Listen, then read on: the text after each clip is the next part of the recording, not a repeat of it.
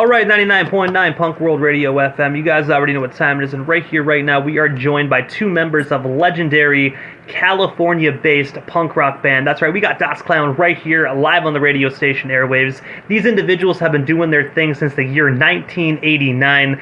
They actually left for a 23-year hiatus and came back with an absolute vengeance on the punk rock scene, and again, it's tearing shit up. Guys, how are you doing tonight? Good, man. Nice to see you. Nice to meet you. I gotta say, nice to meet you guys as well, man. I've been a fan of your band for a long time. It's good to see that you guys are back at it, doing what you guys love to do within the punk rock community. And also, thank you in advance for a bit of your time here on 99.9 Punk World Radio FM tonight, man. I mean, Das Klown, Punk World Radio. How can you go wrong with that on a Thursday night, man? It's a pleasure, DJ. Thanks, man. Are you in Canada? I am in Canada, yes. Right on. The station's located in Prescott, Ontario, but sometimes I am in Ottawa, Ontario doing interviews. So I'm in college, so I kind of jump back and forth a little bit. So tonight I'm in Ottawa, but majority of the interviews are hosted in Prescott, Ontario. All right. Nice. Well, we're in Long Beach, California. That's where I'm from. And this is in Long Beach. No one likes where I live. We're claiming Long Beach. Well, I gotta say, man. We're claiming Long Beach. Well, I gotta say, guys, I wish I could be on the other end of that and actually claim Long Beach as well, because, I mean, I love Canada, don't get me wrong, I'm a true Canadian patriot, but, I mean, it's California, guys. You can't go wrong with Cali. Hey, absolutely right. Canada's a beautiful place, though. Yeah. But I do know you guys are...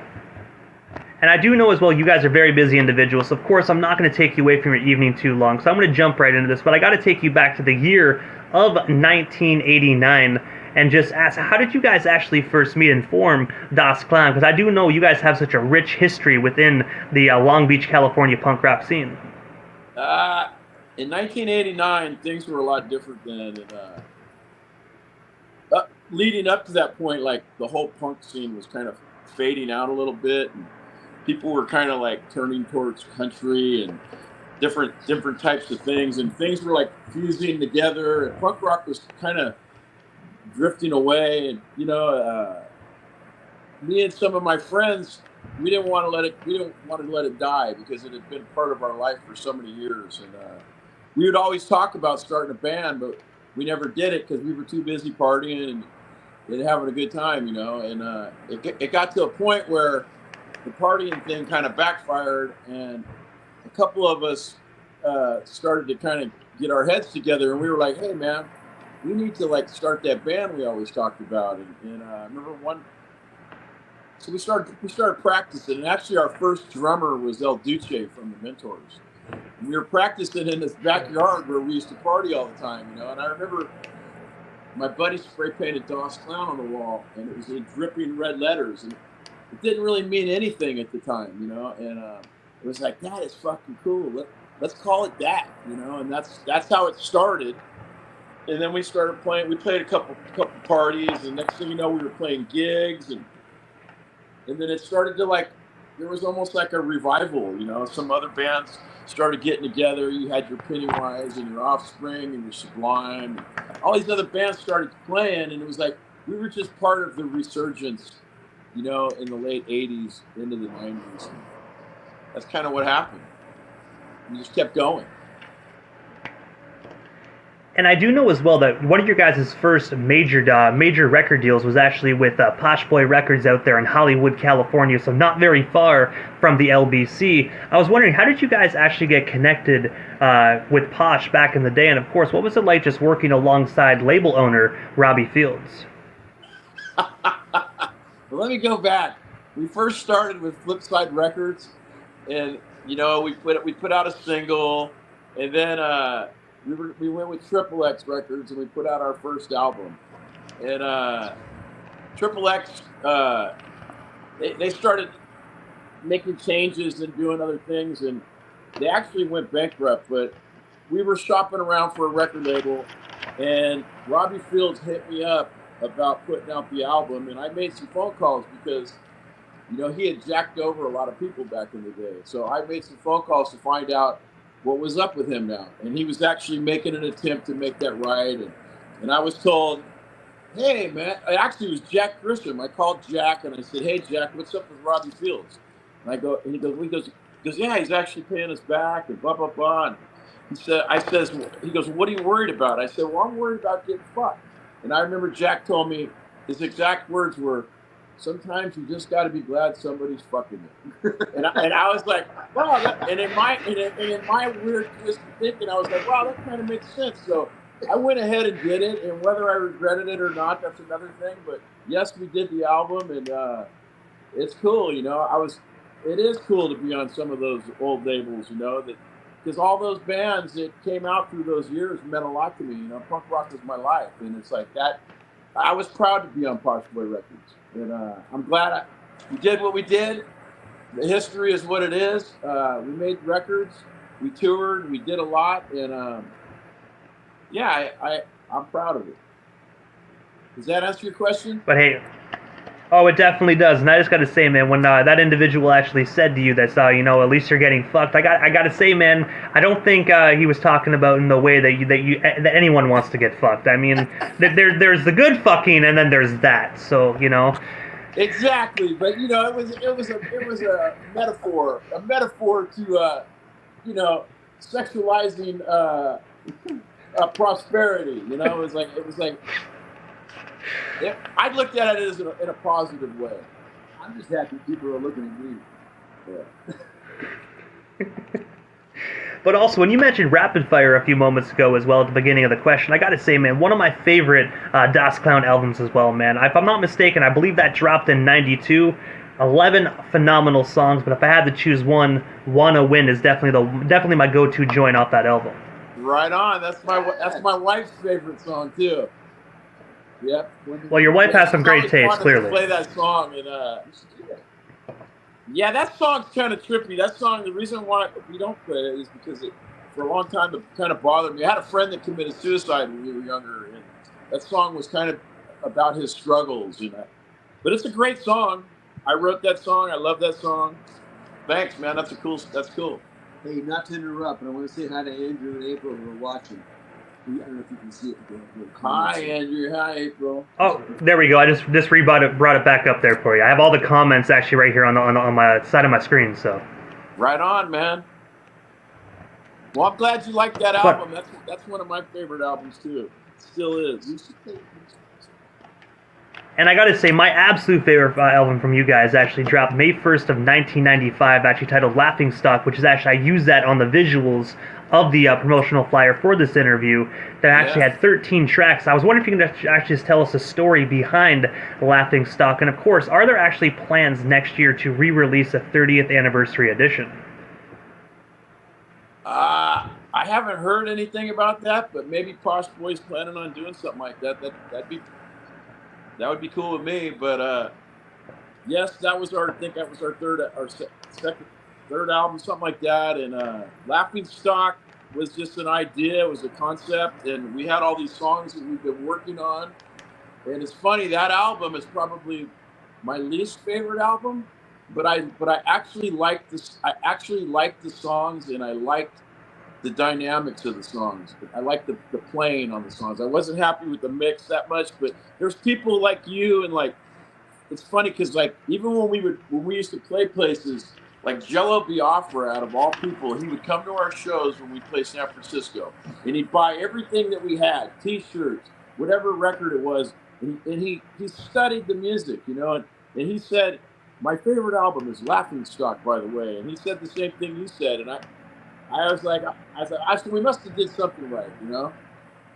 But that would be cool if they did a 30-year anniversary. But right now we're working on a new album, and I'm playing, you know, and it's kind of a cross between then and now.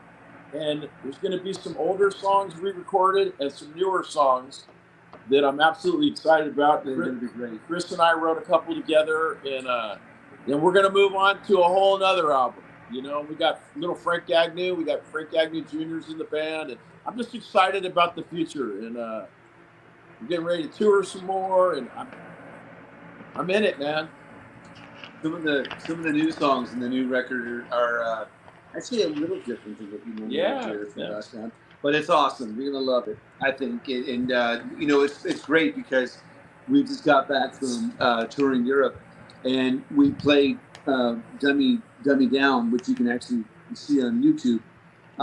We played it a lot. No one's ever heard it before, and the reaction's been really good. So it sounds like we're going in the right direction.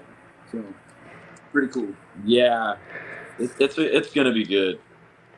We've recorded like 4 out of the 10 songs that we're going to do, but there's actually this one song that I'm excited for you guys to hear. It's called Artificial Intelligence, and it says AI, and I'm super excited about it. I can't wait to share it with you guys.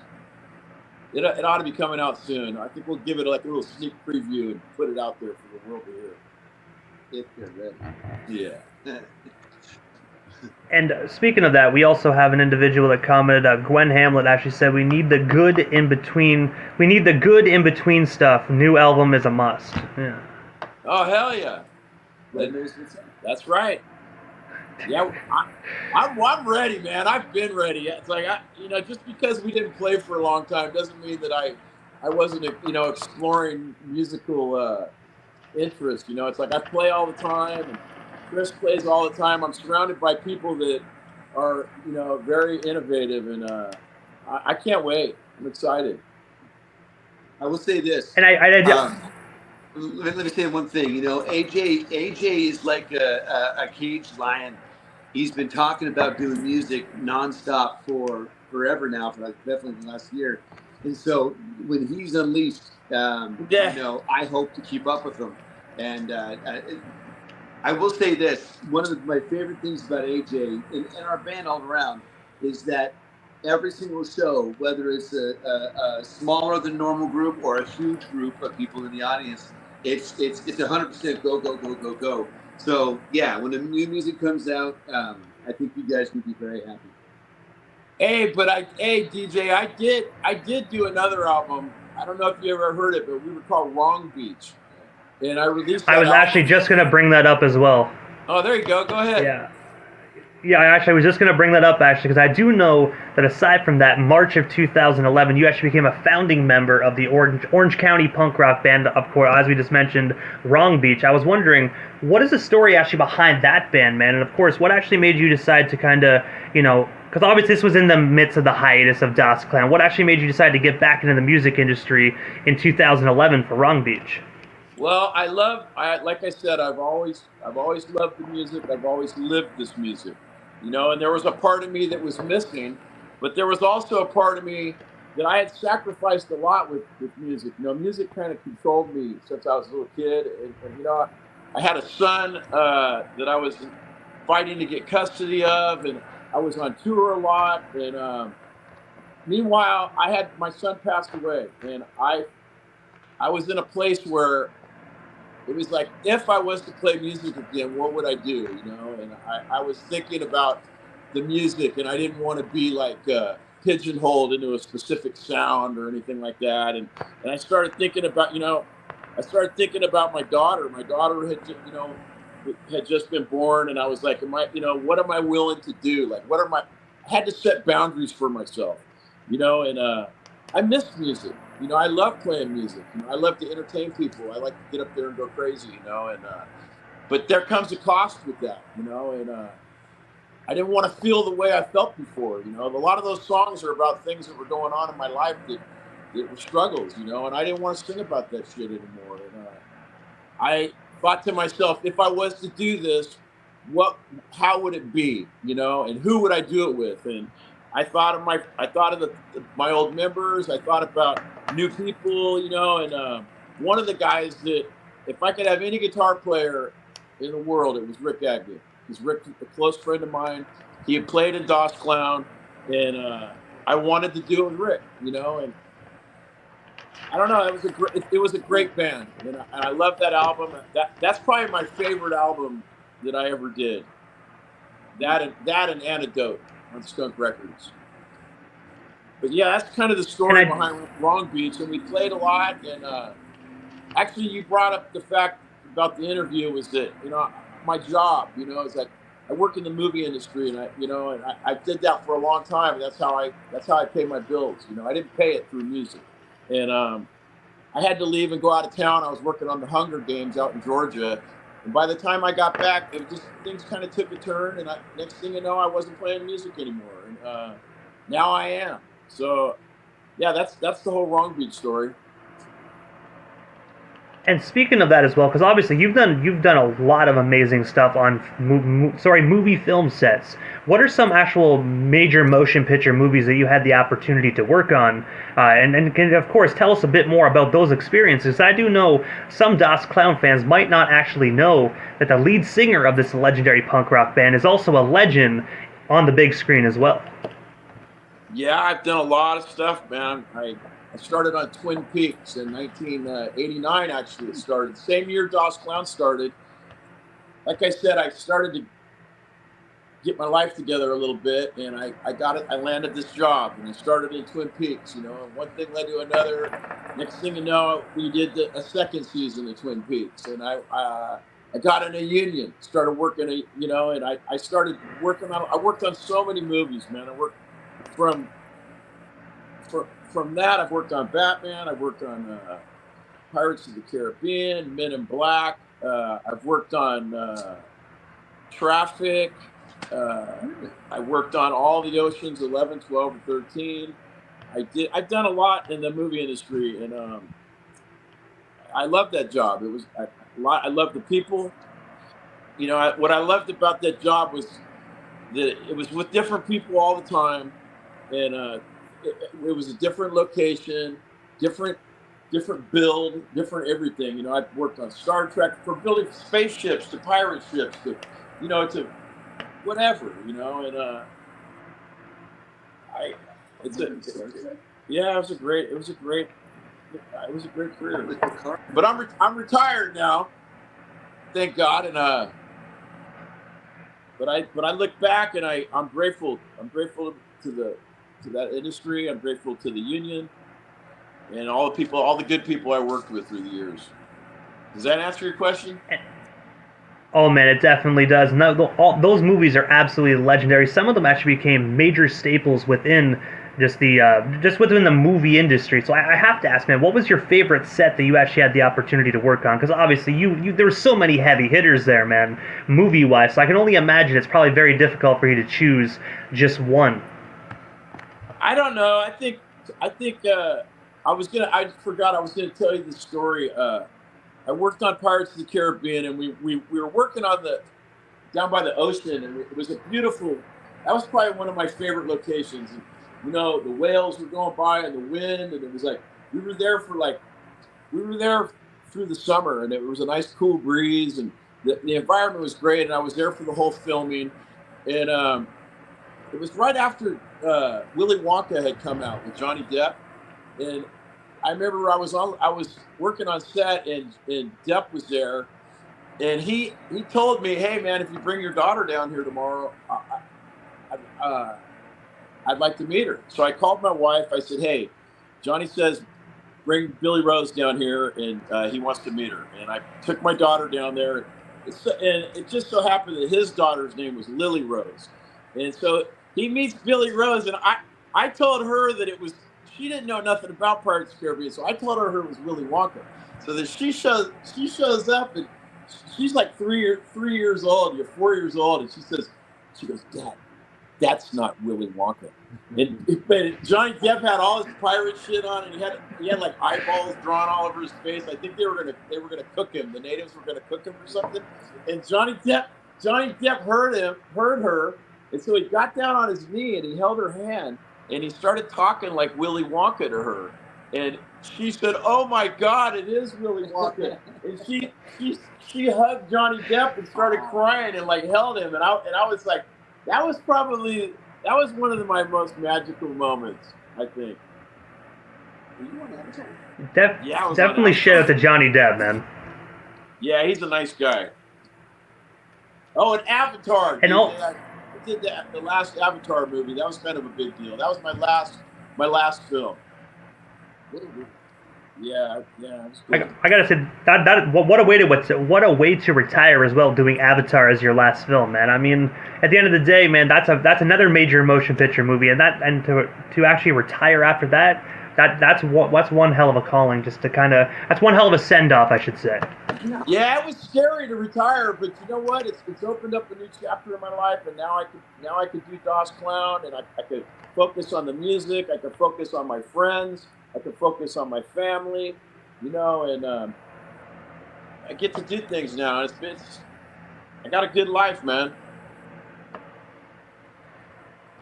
And also, Andrew Barnes actually said, my son Bash said you are talking to DOS Clown and that he loves you. So I just want to give a shout out to Andrew and Bash as well. So I appreciate the love, man. I'm just doing what I love to do, and But also, guys, getting into the question that everyone wants to know, even me as a fan of you guys, in the early 2000s, you guys actually embarked on a 23-year hiatus before DOS Clown actually re-emerged into the music industry. I have to ask, man, what made you guys decide to go on hiatus originally?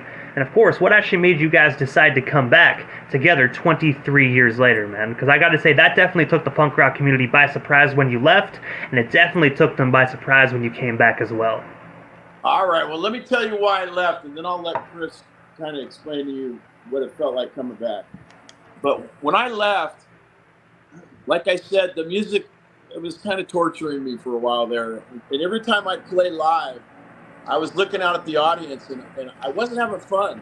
I wasn't having fun anymore, and I was singing the same old songs about the same old shit that had happened in my life, same old struggles, same old pain, and I'm looking out at the audience, and I felt this disconnect, like I was never going to be part of their deal, and it was like I'm up on stage spilling my guts and bringing up all these old feelings, and I felt like it was almost like, and I see these people swirling around and dancing and yelling and all this stuff, and I'm feeling like I'm just basically I'm throwing fuel on this fire, and it was creating this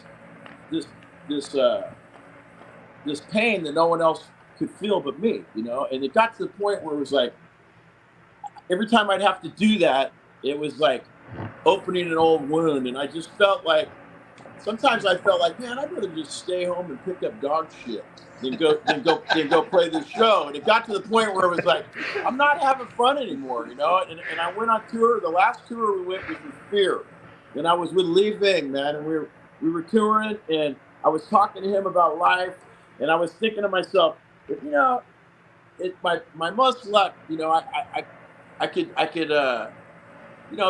be a cult classic like Fear, and I could do this shit. I was trying to stay optimistic, and I remember him telling me, "Hey man, sometimes you got to walk away." And I was like, and he goes, "But don't give it up," because Lee Ving loved Fear. Lee Ving was like a big inspiration to me. I remember when Rapid Fire came out. I came home from work one day, and we had answering machines back then. And I clicked. There was a message on my machine, and I remember clicking it. It was from Rapid Fire, and he says, "Oh, here's a big fine howdy to DOS Clown." He goes, "This is Lee Ving." He goes, "I love your record. I love it a lot." He goes, "Just keep doing what you're doing." But when I went on that tour, I realized that I needed to walk away from this thing, and I wasn't happy anymore, DJ, and that's why I stopped. And like I said, I started focusing on other areas of my life that I had never done before, and I realized what I was missing. I didn't know what it was like to focus on my family, I didn't have a close relationship with my parents, I didn't have, or my brother or whatever, and it's like, I didn't know what it was like. I was a punk rocker, man. All I did was party. All I did was slam dance, go to gigs, support my friends' bands, do all this shit, and it was like that was my life, and I didn't know anything different, and so when I did focus on those things, and I focused on a job and different things like that, I felt lost, and I felt like something was missing, but I got a little comfortable, and I was kind of scared to go back because I worked so hard, and I was starting to succeed in my life as a responsible, productive member of society, which was something I never thought I would be, and I bought a house, and I was providing for my family, and I was, spending time with my animals and doing these things. And I just walked away from music, dude, but I missed it, and then, like I said, it was time. So I thought, what about DOS Clown? I remember my buddy Mike Mart was here. We were sitting at the dining room table. He said Das Klown was genius. Mike Mart was in Texas the Horseheads. I love Mike Mart. I love his. You know, it meant a lot for me for him to tell me that. You know, and he died a couple months back, and I thought I wasn't even planning on putting Das Klown back together at the time, but I got this. Oh, you know what it was, dude? I was in my garage and I was painting. I'm an artist, and I was painting, and I was listening to music, and I was thinking about things, and I was thinking about how all my old favorite bands are either retiring or people are dying, and you know everybody's getting older, and I'm right behind these people. I was a young kid when I got into punk rock, and so I thought, man, dude, they've been trying to get you to go play Rebellion for years. You know, people love your music, and I thought, you know what? Either shit or get off the pot, AJ. Fucking go play with your favorite bands that you grew up listening to. Go play with Stiff Little Fingers. Go play with the UK subs. Go to fucking England. You've never been to England. You've loved punk rock your whole life. You've never been to England. So I here we are, you know. And Chris, he contacted me and said, hey, if you ever put Das Klown back together, man, please give me a call. And Chris was one of the first people I called. And I'll let Chris take over. Yeah, I'm not a dynamic speaker, but yeah. So he calls me up out of the blue, and he's like, "Hey, here's the plan. Let's go to let's take a year to get ready, play some shows, and then let's get off to Europe and tour Germany and do the Rebellion Fest." You know, the goal was always to get to England and specifically the Rebellion Fest and this isn't his words; these are my words. Show him how to do it, you know. And it was exciting. You know, to be able to play with our friend Brian and Justin and Sam. The band's in great standings, and Frank Jr. Or Frank Agnew Jr. Being in the band now is just amazing. And I want to give a big shout out to Dwayne. You know, there's a guy named Dwayne who is in Peru. Yeah, but also Long Beach, right? Yeah. You know, if it wasn't for the work and effort that, you know, if it wasn't for AJ and Dwayne having this mindset of getting everything together, trying to make this thing as simple as possible for the members coming in to play this music, I don't know that it would have been as easy as it was. But that worked out. The members worked out. Brian and I have been playing in bands for a couple of years at that point. And then, you know, the next obvious step was start playing shows. And the shows have been huge, and they keep getting bigger. You know, we're actually going to play with No Effects in October. That's, you know, the final show. Yeah, DJ. I don't know if I get to put the first nail in the coffin of No Effects. Bam, bam, bam. Das Klown, bam. You know, it's like it's to be able to play with AJ and Das Klown, and this entity is just awesome. So we did it for 3 weeks. We drove on the wrong side of the street for probably a week of it, and it was just an amazing time. And I gotta say, congratulations as well, guys, for actually making such a triumphant return to punk rock, and of course being able to be one of the last bands to actually play alongside No Effects, man. I still can't believe they're actually like wrapping things up, but as the old saying goes, everything everything must come to an end. I don't believe a word he says, so don't whatever. Yeah. Hey, it's gonna well, you know what? It's gonna be fun. As a person that has never seen No Effects live and has always wanted to see No Effects live, I really hope this is a Motley Crue situation where, you know what I mean, they're just saying they're retiring. 3 years later, guess what? I'm back, bitches, and it's like perfect. Yeah. So hopefully, Fat Mike, if you're listening, sorry for comparing you to Motley Crue, but not comparing your music and how you perform. I'm just comparing tours. Yeah. So hopefully you're giving us a Motley Crue tour.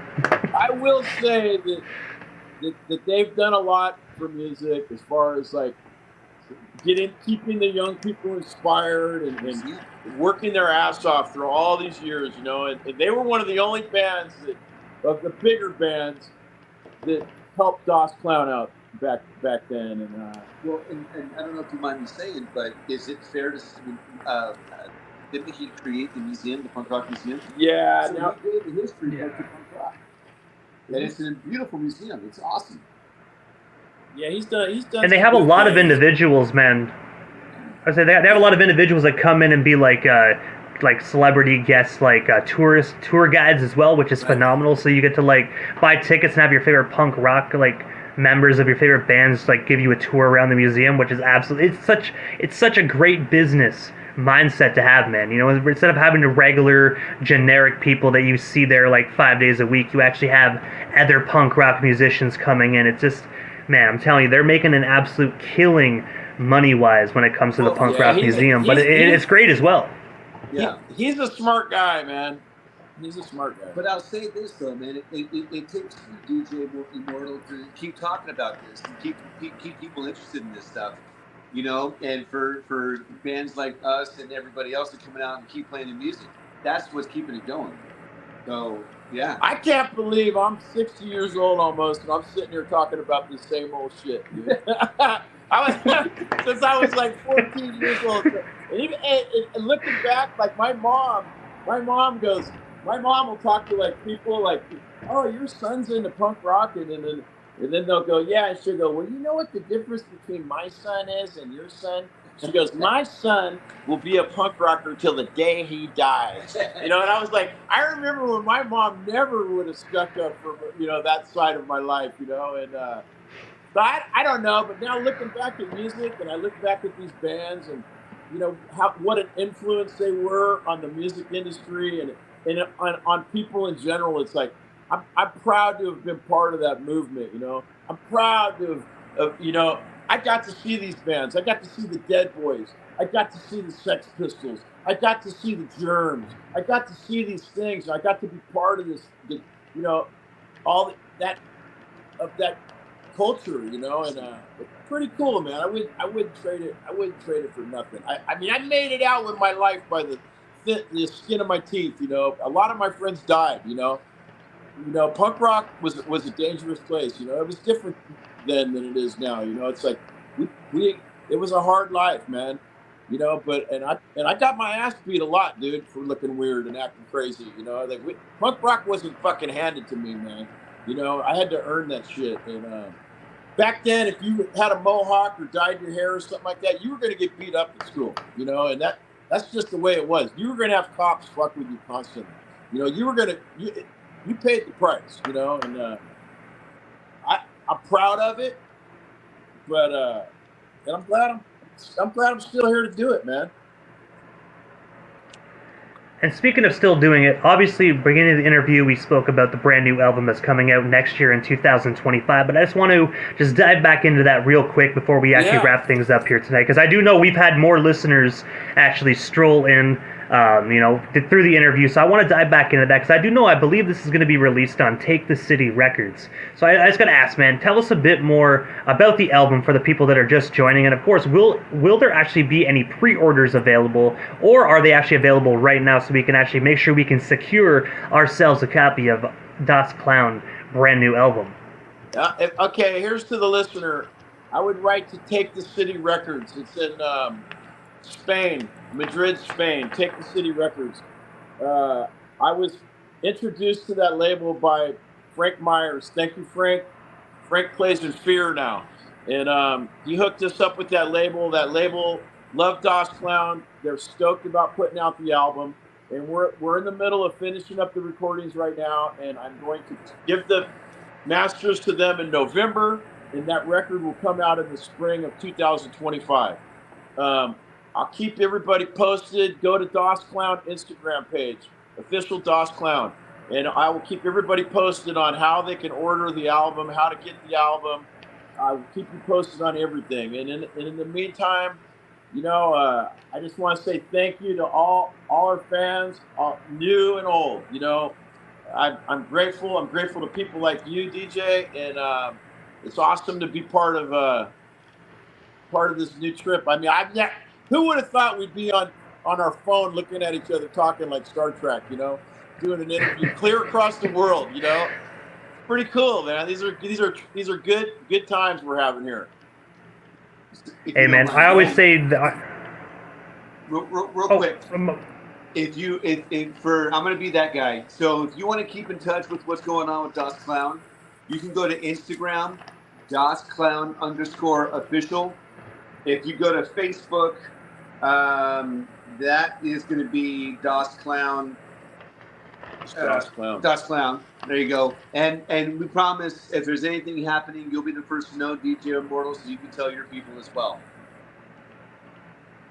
Sounds good. And honestly, you took the words right out of my mouth. I was just going to ask for all the social media handles because obviously some people, they tune into the interview, but they might not be actually following you guys on social media. So you definitely took care of that one, so I appreciate that. But guys, I gotta say, first and foremost, guys, thank you so much for years of amazing music, just making music for just punk rock fans like myself, and of course, actually coming back to the punk rock community and just blessing us with even more music.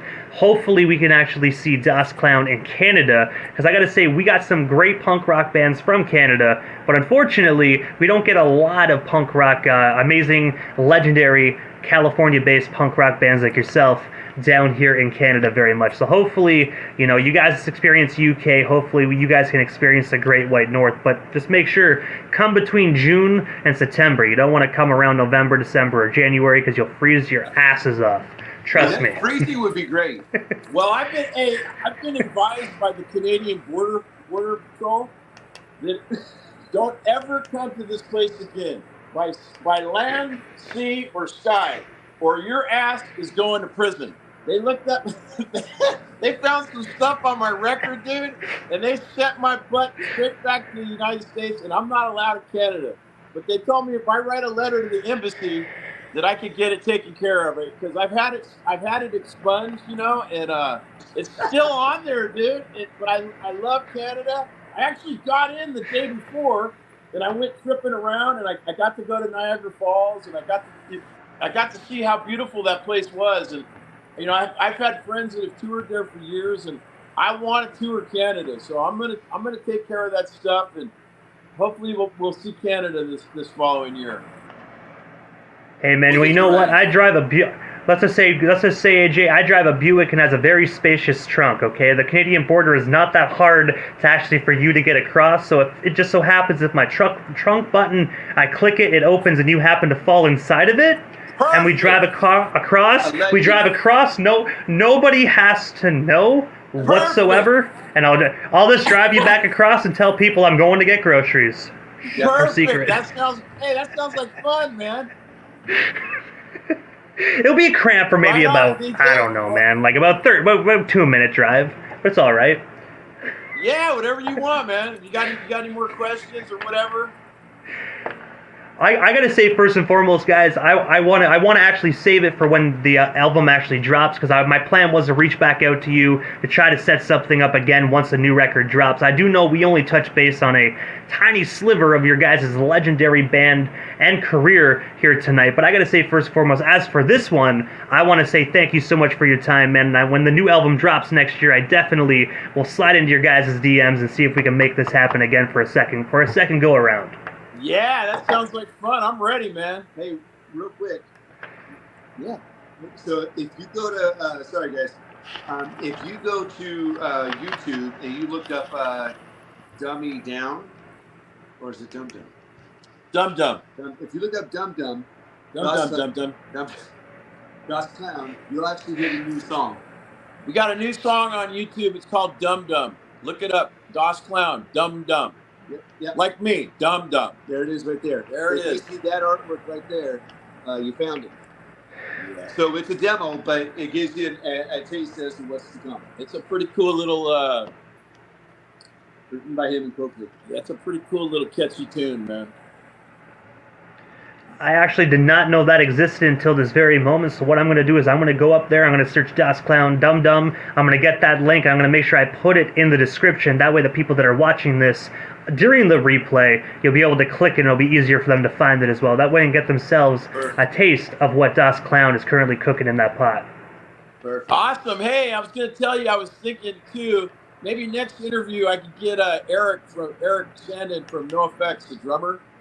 He's my daughter's godfather. Maybe I'll get him in the interview and he can tell you about all the questions you might have for him, That'd be kind of fun. Oh man, I would definitely appreciate that. I will admit, I've been trying to actually book Eric for an interview for like apps for like I want to say the past year. I have a friend that works at CBC in Saskatchewan, and we've been kind of working together to get him, but like the scheduling just hasn't been aligning properly. So I mean, heck, Yeah. I won't say no to that, AJ. I probably appreciate that, dude. I don't. Here's a little trivia. He played on "Blow Yourself" on our album. He played on "Blow Yourself" and a couple of the other songs off that single. Is he playing your art show? No. Okay. But yeah, we'll make that happen, man. Oh man, I appreciate that, AJ. But guys, thank you so much for your time. We definitely shall talk again soon. Anything that you guys need radio-wise, your music played, promo, anything, just reach out to me via Instagram or email, anything like that. I definitely got you guys handled. I mean, I don't have as big of a following as Das Klown, of course, but I have no issues helping you guys get that music played out here in Canada. Thank you guys so much again. We definitely shall talk soon, guys. All right, Brandon, you take care, buddy. See you, buddy. Hey, man, you as well, guys. Thank you so much. Yep.